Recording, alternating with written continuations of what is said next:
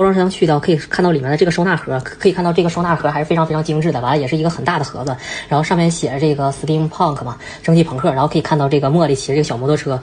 那么打开那个箱子里边还是一个泡沫箱子，然后这个套箱子，然后这边有一个这个说明书，就是讲述这个东西怎么装。我们先不看它，然后之后这边有一个这个像一个收藏的这么一个卡片，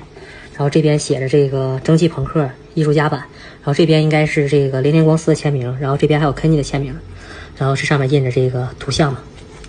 然后整个这个也是浮雕的，很精致啊。这个箱打开之后可以看到里面的配件还有这个头雕啊，都非常多，这个包括底座。然后我们现在事不宜迟，赶紧我把它组装一下，给大家看一下成品吧。当当当，哇！那么这款艺术家版的这个茉莉机芯就拆出来了。